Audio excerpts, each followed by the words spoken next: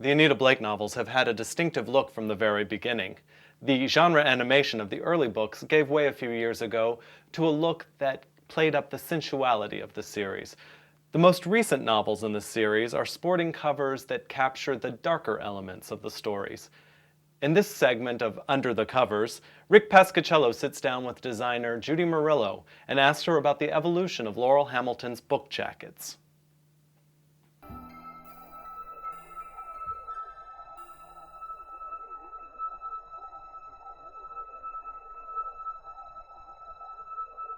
So, Judy, tell me, when we first were publishing the Anita Blake series with Guilty Pleasures, what was the strategy for the cover look?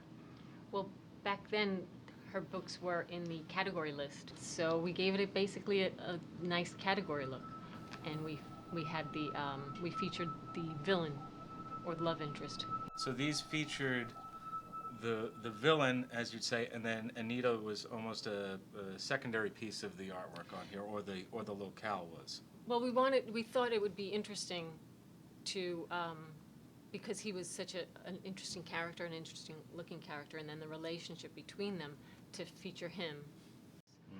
And then from that point, we went from that look and we changed it slightly, and then we did that for 3 books, and then they were doing well. So we thought we'd give her a little bit of a boost and a little bit bigger look. We moved her up in the list, and we decided not to show figures anymore, and just the location.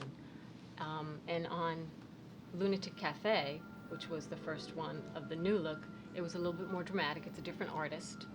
And these were the first 3 and the second 3 were all paintings done in airbrush, actually. The second Lunatic Cafe, Bloody Bones, and Blue Moon were done in airbrush.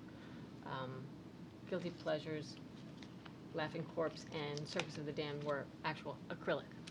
So is acrylic versus airbrush, is one of them, in your estimation, indicative of a bigger look? It was a cleaner look. It was a slicker look. And it just worked.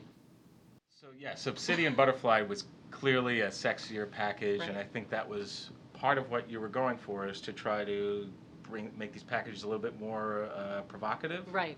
Right. Right, and to bring in a new audience. Mm-hmm. And it worked. We changed the look completely. Really, we stressed her name, and we foiled. Right. We did special effects for the first time on her books. That was the first time. Mm-hmm. Okay.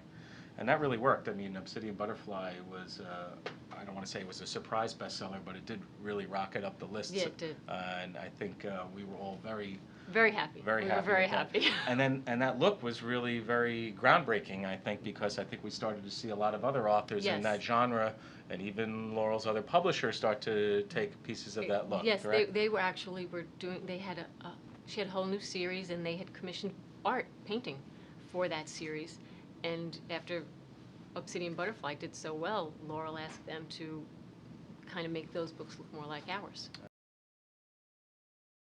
I happened to find this great photographer who had a lot of very dangerous-looking implements, and he photographed them in an antique style. It's on glass with silver. It's the way they used to originally develop film. It wasn't really film. It was on glass plate and a single image. And I did some comps with various images, and Laurell liked them. Mm-hmm. And so We we all did liked it. them. Yeah, so now it was Blood Noir, and then we just came out with Skin Trade, which which has are these saw very blades. menacing saw blades Yes. on them. Yes, very creepy. Yes, they're definitely creepy. They're evocative in a different way Right, now. right. But she's got danger and violence in her stories, and without going and there's a sensuality to them, and also without having a human figure. And it's one thing that we liked and that Laurell likes, because nobody else has it.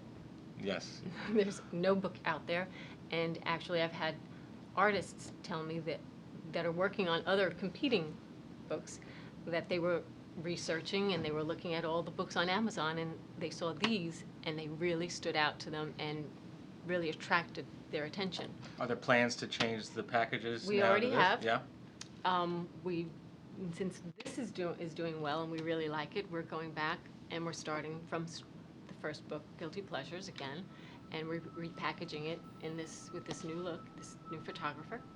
So that's great. So if people really like this package, now they can get the whole Right. series.